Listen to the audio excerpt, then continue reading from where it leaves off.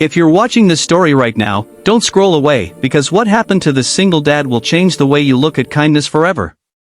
And if you believe that one small act of compassion can still make a difference in this world, make sure to hit the like button and subscribe, because you're about to feel something real.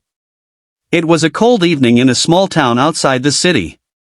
The streetlights flickered weakly as Daniel walked home from his third job of the day. He was a single dad, 34, exhausted, and surviving on instant coffee and cheap hope.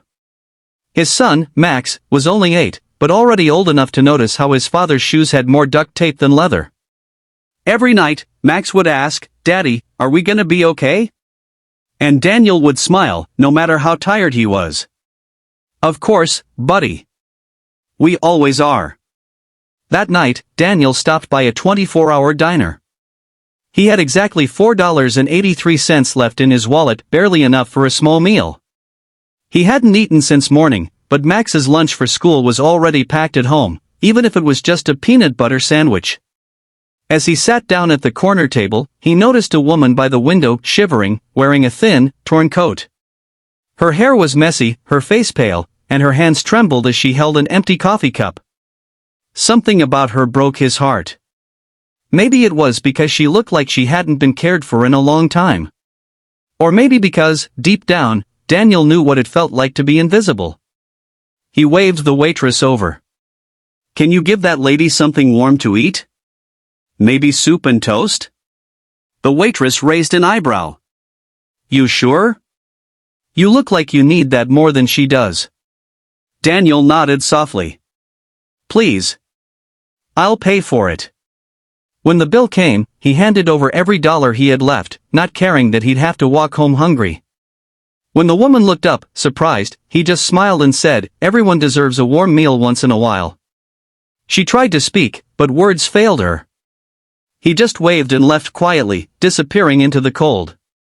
The next morning, Daniel woke up early, ready to take Max to school before heading to his next shift at the auto repair shop.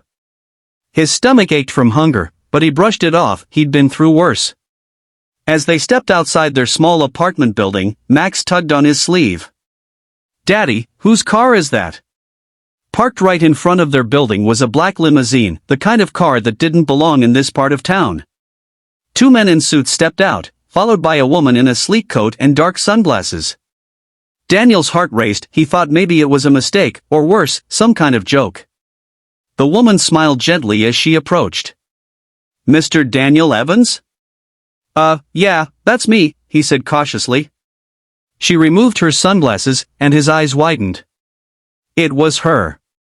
The same woman from the diner. But she looked completely different, her hair was styled, her clothes elegant, her posture commanding. The woman he'd thought was homeless now looked like someone who owned half the city.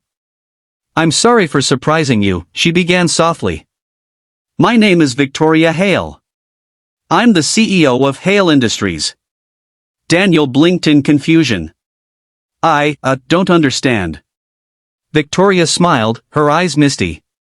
"Yesterday, I was sitting in that diner after walking out of a meeting that broke me. My board was trying to remove me from my own company. I just lost faith in people, in everything. I wanted to disappear for a while, so I left my car and my team behind. No one recognized me, and for the first time, I felt truly alone." She took a deep breath, then continued. "And then you came along. You didn't know who I was.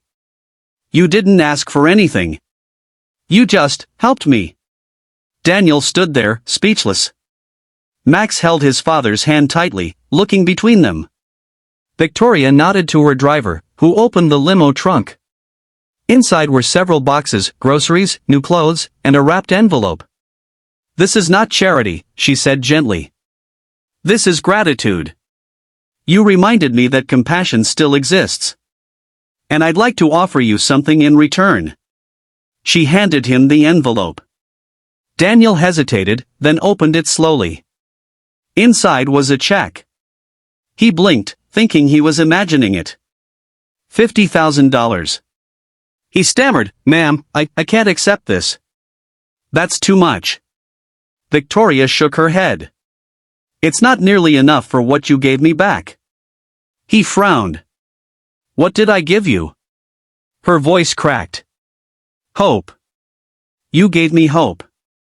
The words hit him deeper than he expected. For years, Daniel had struggled, feeling invisible to the world. He never imagined that one small act, spending his last dollar on a stranger, would echo back into his life so profoundly. A few weeks later, Daniel used part of the money to open a small auto repair shop of his own. He named it Second Chance Motors. And on the shop's front window, he placed a small sign that read, "Kindness is never wasted." Every morning, Max would help him sweep the floor, and customers from all over the town would stop by not just because Daniel was good at fixing cars, but because people could feel something in that place. Something honest. Something rare. One evening, a familiar black limo parked outside again. Victoria stepped out, smiling warmly. "How's business?" she asked. Daniel grinned. "Good. You know, I think I finally understand what you meant." Victoria tilted her head. "About what?" "About hope," he said quietly. "It comes back to you when you least expect it." She smiled, eyes glistening in the golden sunset. "It always does, Daniel. It always does." As the camera fades out, the narrator's voice echoes softly. In a world where everyone's fighting to survive, the smallest act of kindness can be the greatest miracle of all. So before you scroll past the next story, ask yourself, when was the last time you gave someone hope?